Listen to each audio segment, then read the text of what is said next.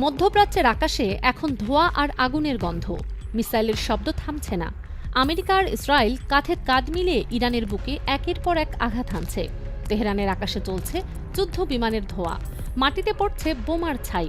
Iran একা, একদম একা। কোনো মিত্রদেশ এখনো এগিয়ে আসেনি তার পাশে।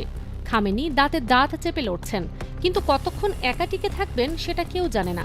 যুদ্ধক্ষেত্রের এই ভয়াবহ ছবি দেখে পৃথিবী কাঁপছে ঠিকই, কিন্তু আসল কাঁপুনিটা অন্য জায়গায়। আসল আতঙ্কের কেন্দ্রবিন্দু মধ্যপ্রাচ্যে নয়, সেটা হাজার হাজার কিলোমিটার দূরে পূর্ব এশিয়ার এক বদ্ধ রহস্যময় দেশে। সেই দেশের নাম উত্তর কোরিয়া, আর সেই দেশের শাসকের নাম কিম জং উন। এই মুহূর্তে বিশ্বের প্রতিটি গোয়েন্দা সংস্থা, প্রতিটি সামরিক বিশ্লেষক, প্রতিটি কূটনীতিক একটাই প্রশ্নে ঘুরপাক খাচ্ছেন: কিম কি চুপ থাকবেন, নাকি এই জ্বলন্ত পরিস্থিতিতে তিনিও ঝাঁপিয়ে পড়বেন? প্রশ্নটা সরল মনে হতে পারে, কিন্তু এর উত্তরের উপর নির্ভর করছে পৃথিবীর ভবিষ্যৎ। আক্ষরিক অর্থেই কিম জং উন এমন একজন মানুষ যাকে বুঝতে পারে না কেউ। ট্রাম্প গোটা দুনিয়াকে ধমক দেন, শুল্ক বসান, যুদ্ধের হুমকি দেন, কিন্তু কিমের সামনে তার গলার স্বর নেমে যায়। নেতানিয়াহু গাজা ধ্বংস করেছেন, লেবানন পুড়িয়েছেন, ইরানে বোমা ফেলছেন, কিন্তু কিম জং উনের বিষয়ে একটা শব্দও উচ্চারণ করার সাহস তার হয় না। কারণ একটাই, কিমের হাতে যা আছে সেটা পৃথিবীর সবচেয়ে ভয়ঙ্কর জিনিস। এই মুহূর্তে উত্তর কোরিয়ার কাছে 50টির বেশি পারমাণবিক বোমা মজুদ আছে। শুধু তাই নয়, প্রতি বছর আরও 6 থেকে 12টি নতুন পারমাণবিক অস্ত্র তৈরি করার সক্ষমতা তার হাতে। তার আন্তঃমহাদেশীয় ব্যালিস্টিক মিসাইল সরাসরি আমেরিকার মূল ভূখণ্ডে আঘাত হানতে পারে। ইসরায়েলকে মানচিত্র থেকে মুছে দেওয়ার ক্ষমতাও তার আছে। ভেবে দেখুন, যে পারমাণবিক বোমার ভয়ে আমেরিকা ইরানের ঘরে আগুন লাগিয়েছে, যে পারমাণবিক শক্তির আশঙ্কায় নেতানিয়াহু তেহরানের ফাইটার জেট পাঠিয়েছেন, সেই একই জিনিস কিম জং উনের হাতে শুধু আছে তাই না, সেটা তিনি বাড়াচ্ছেন প্রতিদিন। এবার আসুন সেই সম্পর্কের গল্পে, যেটা এই আশঙ্কাকে আরও গাঢ় করে তুলছে। ইরান আর উত্তর কোরিয়ার বন্ধুত্ব কোনো নতুন বিষয় নয়।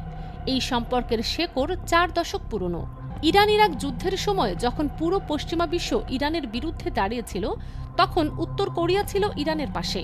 তেলের বিনিময়ে অস্ত্র, এই ছিল তাদের চুক্তি। ইরানের যে শাহাব 3 মিসাইল, সেটা আসলে উত্তর কোরিয়ার নোডং মিসাইলের হুবহু প্রতিলিপি। খোররাম শহর মিসাইল মুসুদানের কপি। সিজিল মিসাইল উত্তর কোরিয়ার SKN-1 SBL এর নকশায় তৈরি। অর্থাৎ ইরানের মিসাইল শক্তির পেছনে উত্তর কোরিয়ার প্রযুক্তি সরাসরি কাজ করেছে। কিন্তু গল্প এখানেই শেষ নয়। 2003 সাল থেকে পারমাণবিক শক্তিতেও সাহায্য করেছে পিয়ংইয়ং। 2012 সালে দুই দেশের মধ্যে প্রযুক্তিগত সহযোগিতার আনুষ্ঠানিক চুক্তি স্বাক্ষরিত হয়েছে। 2011 সালে একটি আন্তর্জাতিক রিপোর্টে উঠে এসেছিল যে উত্তর কোরিয়া ইরানকে পারমাণবিক বিস্ফোরণের সিমুলেশন সফটওয়্যার পর্যন্ত বিক্রি করেছে। এই তথ্যগুলো একসাথে রাখলে যে চিত্র দাঁড়ায়, সেটা ভয়ঙ্কর। ইরানকে পারমাণবিক শক্তি বানানোর পেছনে কিম জং উনের সরাসরি হাত রয়েছে বলে আন্তর্জাতিক মহলের দৃঢ় বিশ্বাস। 2025 সালের জুনে যখন ইসরায়েল প্রথমবার ইরানে সরাসরি হামলা চালিয়েছিল, তখন কিম জং উন চুপ থাকেননি। তিনি প্রকাশ্যে ইরানের সমর্থনে দাঁড়িয়েছিলেন।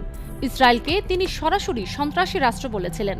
শুধু তাই নয়, ইসরায়েলকে তিনি ক্যান্সার বলে সম্বোধন করেছিলেন, প্রকাশ্যে, আন্তর্জাতিক মঞ্চে। সে যুদ্ধ থামেনি, আর কিমও থামেনি। ঠিক সেই সময়ে যখন দক্ষিণ কোরিয়া, আমেরিকা আর জাপান মিলে যৌথ সামরিক মহড়া চালাচ্ছিল, কিম জং উন পূর্ব সাগরে একসাথে 10টি মিসাইল ছুড়ে দিয়েছিলেন। কোনো আগাম বার্তা নয়, কোনো সতর্কতা নয়, শুধু মিসাইল আর মিসাইল। এটাই কিমের ভাষা। তিনি কথায় নয়, অস্ত্রে কথা বলেন। এখন পরিস্থিতি আবার ঘুরে এসেছে সেই একই জায়গায়। আবার ইসরায়েল ইরানে হামলা করেছে, আবার আমেরিকা প্রকাশ্যে মিসাইল বর্ষণ করেছে। 1 বছর আগের ঘটনার প্রতিবিম্ব যেন আয়নায় ভেসে উঠেছে। আর ঠিক এই মুহূর্তে 9 থেকে 19 মার্চ পর্যন্ত ফ্রিডম শিল্ড নামে আরেকটি যৌথ সামরিক মহড়া আসছে দক্ষিণ কোরিয়া আর আমেরিকার। এই মহড়ার আনুষ্ঠানিক উদ্দেশ্যে বলা হয়েছে উত্তর কোরিয়ার গণবিধ্বংসী অস্ত্র ঠেকানো। কিম জং উনের কানে এই কথা পৌঁছেছে, আর তার প্রতিক্রিয়া যা হওয়ার কথা ঠিক তাই হয়েছে। কিম ইতিমধ্যেই পরিষ্কার করে বলে দিয়েছেন, তিনি ইরান নন। উত্তর কোরিয়ার নিরাপত্তায় কোনো হুমকি এলে, পারমাণবিক কর্মসূচিতে বিপদ দেখা দিলে উত্তর কোরিয়াকে সম্পূর্ণভাবে মুছে ফেলার ক্ষমতা তার আছে, এবং তিনি সেটা করবেন। দক্ষিণ কোরিয়াকে তিনি সবচেয়ে বড় শত্রু ঘোষণা করেছেন। বলেছেন, কিছু হলে নামও নিশানা থাকবে না। আমেরিকাকে সরাসরি বলেছেন পারমাণবিক কর্মসূচি বন্ধ করার কোনো প্রশ্নই না, বরং তিনি এটা আরও বাড়াতে কোমর বেঁধে নেমেছেন। একটাই শর্ত তিনি রেখেছেন, আমেরিকা যদি উত্তর কোরিয়ার বর্তমান পারমাণবিক মর্যাদা মেনে নেয়, শত্রুতামূলক নীতি থেকে সরে আসে, তবেই সম্পর্কের উন্নতি সম্ভব। কিন্তু সেই শর্ত মানার কোনো লক্ষণ ওয়াশিংটনে নেই। এদিকে উত্তর কোরিয়ার ভেতরে চলছে আরেকটি খেলা, যেটা বাইরের পৃথিবী ভালোভাবে জানে না। কিম জং উন নিজের শরীর নিয়ে চিন্তিত। উচ্চ রক্তচাপ, ডায়াবেটিস, এই দুটো রোগ তাকে ভেতর থেকে কুড়ে কুড়ে খাচ্ছে। মৃত্যুর ভয় তার মনে ঢুকে গেছে। তিনি ভাবছেন, তিনি চলে গেলে কি হবে? উত্তর কোরিয়ার পারমাণবিক শক্তির ভয় কে ধরে রাখবে? আমেরিকা তো সেই মুহূর্তটার জন্যই অপেক্ষা করছে। কিমের মৃত্যুর পর পুরো দেশটাকে গিলে ফেলবে ওয়াশিংটন।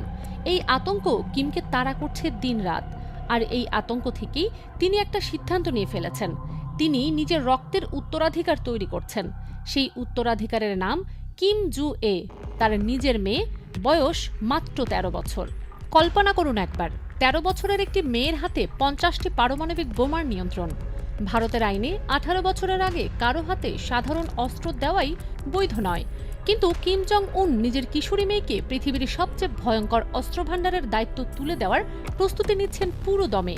মাত্র ৪৮ ঘন্টা আগে এমন কিছু ঘটেছে যেটা এই আশঙ্কাকে আরও জোরদার করেছে। পিয়ংইয়ংয়ে ক্ষমতাসীন কোরিয়ান ওয়ার্কার্স পার্টির নবম কংগ্রেসে কিম আর কিম জুয়ে একই ধরনের পোশাক পরে হাজির হয়েছিলেন। উত্তর কোরিয়ায় একটি অলিখিত নিয়ম আছে, কিমের পোশাক কপি করার অধিকার কারও নেই, তার স্ত্রীরও নেই, বোনেরও নেই। কিন্তু কিম জুয়ে বাবার পোশাকে সেই কুচকাওয়াজে এসেছিলেন। এটা কোনো সাধারণ ফ্যাশন স্টেটমেন্ট নয়। উত্তর কোরিয়ার রাজনীতিতে এটা উত্তরাধিকারের সবচেয়ে শক্তিশালী প্রতীকী ইশারা। এরপর সরকারি সংবাদ মাধ্যম কেসিএনএ এমন কিছু ছবি প্রকাশ করেছে যেগুলো দেখলে বোঝা যায় কিম কতটা পরিকল্পিতভাবে এগোচ্ছেন। ছবিতে দেখা যাচ্ছে কিম জং উন নিজের মেয়েকে রাইফেল চালানো শেখাচ্ছেন, কিভাবে টার্গেটে নিশানা লাগাতে হয়, কিভাবে দূরবীন দিয়ে লক্ষ্য নির্ধারণ করতে হয়, সবকিছু হাতে ধরে শেখাচ্ছেন। কিম জুয়ে স্নাইপার রাইফেল দিয়ে নিশানা লাগাচ্ছেন, বাবা পাশে দাঁড়িয়ে নিজেও রাইফেল তুলে সাজাচ্ছেন। কত দূরে আর ঠিক কাকে নিশানা করা হচ্ছে সে বিস্তারিত কোথাও আসেনি, তবে ছবিগুলো যে বার্তা দিচ্ছে সেটা স্পষ্ট। উত্তর কোরিয়ার ক্ষমতার পরবর্তী অধ্যায়ে লেখা হচ্ছে এই ১৩ বছরের মেয়ের নামে। ফায়ারিং রেঞ্জে কিমের পাশে দাঁড়িয়েছিলেন তার ঘনিষ্ঠ সিনিয়র কর্মকর্তা ও পার্টির প্রভাবশালী নেতা। কোরিয়ান ওয়ার্কার্স পার্টির কেন্দ্রীয় কমিটির সদর দপ্তরে অনুষ্ঠিত সেই বৈঠকে কিম আর কিম জুয়ে একসাথে কর্মকর্তাদের স্নাইপার রাইফেল উপহার দিয়েছেন। উত্তর কোরিয়ায় এই রীতি বহু পুরনো। নেতা যখন পছন্দের কর্মকর্তাদের রাইফেল দেন, সেটা পূর্ণ আস্থা আর বিশ্বাসের চূড়ান্ত প্রতীক। ২০২০ সালে কোরিয়ান যুদ্ধের বার্ষিকীতে কিম সেনা কর্মকর্তাদের বন্দুক উপহার দিয়েছিলেন। ৫ বছর পর আবার সেই একই ঐতিহাসিক বৈঠকে নিজের শক্তি প্রদর্শন করলেন, আর সেই সাথে নিজের মেয়েকে উত্তরাধিকার হিসেবে পুরো দেশের সামনে তুলে ধরলেন। কিন্তু ভেবে দেখুন আসল জায়গাটা। কিম জং উন বুঝতে পারছেন ইরানের পারমাণবিক কর্মসূচি যদি শেষ হয়ে যায়, ট্রাম্পের উৎসাহ বাড়বে। তখন পরের টার্গেট হবে উত্তর কোরিয়া। ট্রাম্পও জানেন কিম একজন অপ্রত্যাশিত মানুষ, দিক নির্দেশনাহীন মিসাইলের মতো। কখন কোন দিকে যাবেন কেউ জানে না। এমন মানুষের হাতে পারমাণবিক অস্ত্র থাকা মোটেও নিরাপদ নয়। কিম নিজেও এটা বোঝেন। তিনি জানেন আজ না হোক কাল ট্রাম্প তার পারমাণবিক শক্তি নিয়ে প্রশ্ন তুলবেই। তাহলে কি এটাই সেই হিসাব? ট্রাম্পকে ঠেকাতে কিম খামেনিকে বাঁচাতে আসছেন? ইরানকে বাঁচিয়ে রাখতে পারলে আমেরিকার মনোযোগ মধ্যপ্রাচ্যেই আটকে থাকবে, উত্তর কোরিয়ায় আসবে না। এই কি কিমের অঙ্ক? কিম এই মুহূর্তে চুপ, কিন্তু তার এই নীরবতাই সবচেয়ে বিপজ্জনক। কারণ কিম যখন চুপ থাকেন তখন পৃথিবী জানে ঝড় আসছে। দক্ষিণ কোরিয়ার প্রেসিডেন্ট সম্পর্ক উন্নয়নের চেষ্টা করেছেন, কোনো ফল আসেনি। কারণ কিম যা চান তাই করেন, কারো কথা শোনেন না, কারো চাপ নেন না। রাশিয়া, চীন এরা তার পাশে সব সময় দাঁড়িয়েছে।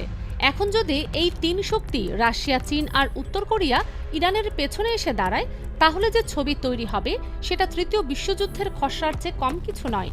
শেষ প্রশ্নটাই সবচেয়ে ভয়ঙ্কর, সবচেয়ে অস্বস্তিকর, সবচেয়ে জরুরি। কিম জং উন কি তার বন্ধু খামেনির পাশে দাঁড়িয়ে আমেরিকার বিরুদ্ধে নতুন যুদ্ধমোর্চা খুলবেন? যদি খোলেন, তাহলে এই গ্রহে মহাযুদ্ধের আগুন জ্বলে ওঠা প্রায় নিশ্চিত। আর সেই আগুনে পুড়বে শুধু মধ্যপ্রাচ্য নয়, পুড়বে পুরো পৃথিবী। কিম চুপ আছেন, কিন্তু তার হাতের রিমোটে ৫০টি পারমাণবিক বোমা অপেক্ষা করছে। পৃথিবীও অপেক্ষা করছে শ্বাস বন্ধ করে।